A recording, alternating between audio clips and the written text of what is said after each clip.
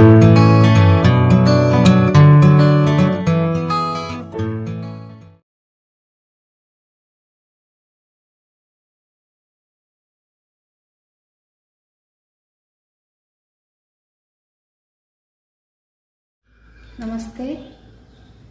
मेरा नाम कुमारी सरिता रानी है।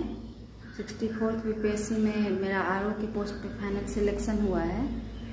यहाँ मैं ट्रिम्प जीएस के माध्यम से आप सबके साथ अपने प्रिपरेशन की स्ट्रेटजी साझा करने आई हूँ।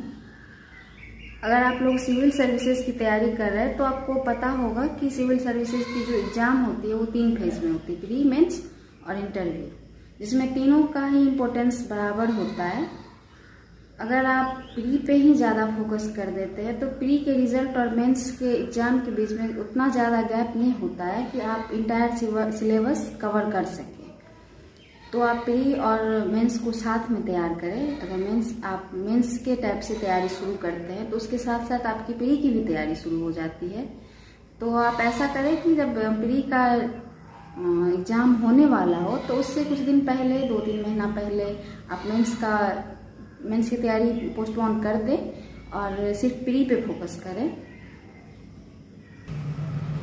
अगर हम प्री के क्वेश्चन पेपर की बात करें तो उसमें हिस्ट्री का, करंट अफेयर्स का, साइंस का, पॉलिटी का और बिहार स्पेशल का जो वेटेज होता है वो ज़्यादा होता है। 10 क्वेश्चन मैथ के भी होते हैं जो 10th स्टैंडर्ड के होते हैं। अगर आपका 10th तक का भी मैथ थोड़ा अच्छा रहा है तो आप उसे सॉल्व कर सकते हैं। तो आप इन चीज़ों पे ज़्यादा फोकस करें, खास करके बिहार स्पेशल पे, क्योंकि बिहार स्पेशल का लगभग हर सेक्शन से उसका क्वेश्चन ज़्यादा आता है। अब हम यदि मेंस के तैयारी की बात करें तो मेंस में 3 पेपर होते हैं, जीएस 2 और एक ऑप्शनल होता है और एक हिंदी होता है, जो कि हिंदी क्वालिफाइंग होता है। जीएस पेपर फर्स्ट में हिस्ट्री सेक्शन से करंट अफेयर्स और स्टैटिक्स पूछा जाता है। तो हिस्ट्री के जो क्वेश्चंस होते हैं वो लिमिटेड है, कला से, जनजातीय आंदोलन से, स्वतंत्रता आंदोलन से।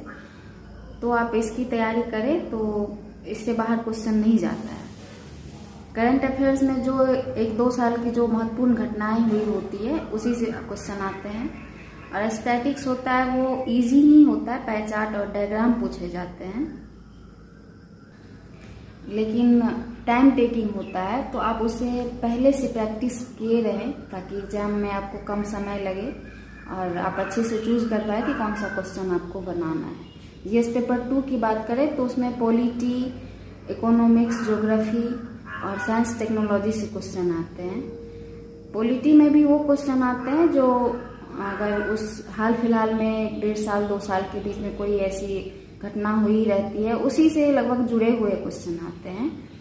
और इकोनॉमिक्स, ज्योग्राफी या साइंस टेक्नोलॉजी से प्योर सब्जेक्ट का क्वेश्चन नहीं पूछा जाता है कि साइंस अप्लाइड क्वेश्चन पूछे जाते हैं। अगर इकोनॉमिक्स से या ज्योग्राफी से पूछा जाना है तो कृषि से, पर्यावरण से, जल से, या फिर हाल फिलहाल में जो कुछ ऐसा इससे रिलेटेड टॉपिक हो तो उससे पूछा जाता है। तो आप इन चीज़ों पे फोकस करें। और सेकेंड पेपर के जितने भी क्वेश्चंस होते हैं सब में करंट जुड़ा हुआ रहता है और बिहार का भी एक टेल जुड़ा हुआ रहता है। तो आप करंट और बिहार से रिलेट करके पढ़ें। और जब आप ऑप्शनल का चुनाव करें तो ऑप्शनल आप वो सब्जेक्ट ऑप्ट करें जिसे आपने पहले कभी पढ़ा हो, जिसको पढ़ने में आपकी रुचि हो, जिसके लिए आपको गाइडेंस मिल सके, आप ऐसा ऑप्शनल ले। मैंने भी पहले LSW रखा था, बाद में चेंज करके मैंने उसे मैथिली साहित्य कर लिया। और आप आंसर राइटिंग की भरपूर प्रैक्टिस करें मेंस के लिए। आंसर राइटिंग के लिए आप टेस्ट सीरीज ज्वाइन कर सकते हैं, या फिर कोई टीचर हो या फिर कोई भी एक्सपीरियंस ऐसा हो जो आपको चेक करके आप बता सके कि आपके आंसर में क्या कमियां हैं, तो आप वो कर सकते हैं। क्योंकि बहुत सारे स्टूडेंट होते हैं ऐसे जिसका प्री में स्कोर बहुत अच्छा होता है, नॉलेज भी अच्छा होता है, लेकिन वो प्रैक्टिस ना होने की वजह से लिख नहीं पाते हैं। जब आप लिख नहीं पाएंगे तो फिर आपके नॉलेज का कोई फायदा नहीं मिलेगा। तो इसलिए आप आंसर राइटिंग की भरपूर प्रैक्टिस करें, जीएस पेपर के लिए भी और ऑप्शनल के लिए भी। अब हम अगर इंटरव्यू की बात करें तो इंटरव्यू में आपके एजुकेशनल बैकग्राउंड से, आपके ऑप्शनल से, अगर आप जॉब कर रहे हैं तो आपके जॉब से रिलेटेड, फिर करंट की जो घटनाएं हुई हैं उससे, आपकी हॉबी से क्वेश्चन पूछे जाते हैं। अगर आपके होम डिस्ट्रिक्ट या होम टाउन में ऐसी कोई महत्वपूर्ण जगहें हैं, महत्वपूर्ण चीज़ें हैं, तो आप उसके बारे में जानें, अच्छे से जानें।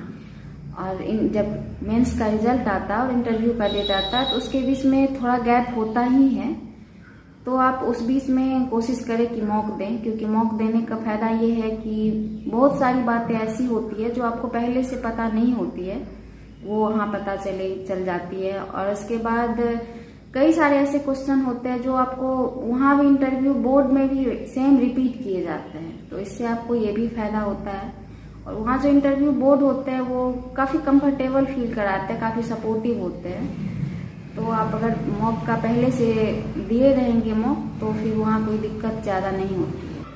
अब अगर हम बुक लिस्ट की बात करते हैं कि कौन सी बुक प्री के लिए पढ़े, कौन सी मेंस के लिए पढ़े, तो अगर हिस्ट्री सेक्शन की बात करें तो उसके लिए बिहार स्पेशल में इम्तियाज़ अहमद की बुक सब्जेक्टिव और ऑब्जेक्टिव दोनों में ही आती है, तो आप वो दोनों ले सकते हैं प्री और मेंस के लिए। पॉलिटी के लिए मैंने लक्ष्मीकांत की बुक पढ़ी थी, इकोनॉमिक्स के लिए रमेश सिंह की, और बाकी करंट अफेयर्स के लिए मैंने क्रॉनिकल की मैगजीन्स ली थी, तो आप क्रॉनिकल या दृष्टि कोई एक ले सकते हैं। आप करंट का जो भी टॉपिक पढ़े वो आप अपने सिलेबस से मैच करके पढ़ें। और सबसे मोस्ट इम्पोर्टेंट कि जब आप तैयारी शुरू करें तो आपके पास प्रीवियस ईयर के अनसॉल्व पेपर और सिलेबस होना ही चाहिए। साथ में करंट अफेयर्स को अच्छे से पढ़ें, क्योंकि इसका वेटेज प्री में, मेंस के दोनों ही जीएस पेपर में अच्छा आता है। अगर आपका ऑप्शनल भी उस टाइप का है जिसमें आप करंट ऐड कर सकते हैं तो आपको वहाँ भी वेटेज देगा। आंसर राइटिंग की भरपूर प्रैक्टिस करें, जिसमें आप अगर अपने आंसर में डाटा का, मैथ का, इन सब चीज़ों का प्रयोग करें तो फिर आपका आंसर औरों से अलग होगा, बेहतर होगा। पढ़ाई में निरंतरता बनाए रखें, ऐसा ना हो कि जब एग्ज़ाम आए तो आप प्रिपरेशन शुरू करें, अगर डेट कुछ ज़्यादा लंबा खिंच जाए तो आप छोड़ दें। प्रिपरेशन करते रहें, हमेशा निरंतरता बनी रहनी चाहिए। आप अगर किसी से भी गाइडेंस ले रहे हैं तो उनकी बातों पे यकीन करें, उन्हें स्ट्रिक्टली फॉलो करें। मेरा तो गाइडेंस प्री, मेंस, इंटरव्यू तीनों स्टेज पे संतोष सर ने ही किया था। तो पहले जब सर शुरू में बताते थे, क्वेश्चन गेस करके देते थे कि इसको ऐसे लिखो, हम लोग ये एग्जाम में आने वाला है, तो यकीन नहीं हो पाता था कि ऐसा हो सकता है। लेकिन जब हम लोग ने दिया एग्जाम पहली बार तो फिर लगा कि नहीं, ये सही है। तो जो आपके टीचर्स या फिर जो एक्सपीरियंस हैं वो कह रहे हैं तो उनकी बातों को माने।